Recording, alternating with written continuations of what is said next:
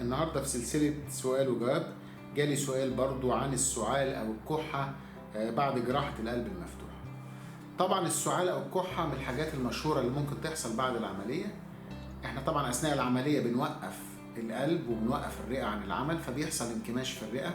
بعد إعادة تشغيل الرئة والقلب بعد العملية الرئة بيبقى فيها بعض الانكماش لازال. طبعا الكحة ده بيبقى ميكانيزم الجسم بيعمله عشان يتخلص من الافرازات اللي اتكونت في الرئه اثناء انكماشها، زائد بيساعد الرئه ان هي تفرد وترجع لحجمها الطبيعي.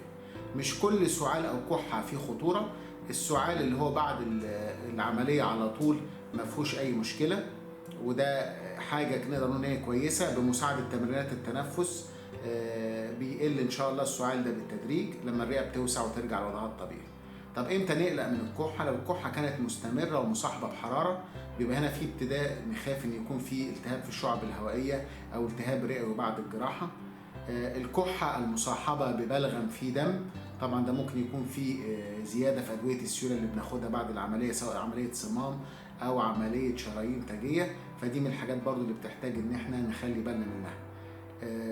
الكحة عادة بتختفي بعد أسبوع من العملية، لكن لو استمرت أكتر من كده وكان في حرارة أو في دم أو بلغم زيادة لونه متغير بعد الكحة، مع الكحة ده اللي بيقلقنا، ويجب استشارة الطبيب وعمل أشعات على الصدر في هذه الحالة عشان نطمن إيه سبب الكحة ونعالجها بالطريقة السليمة.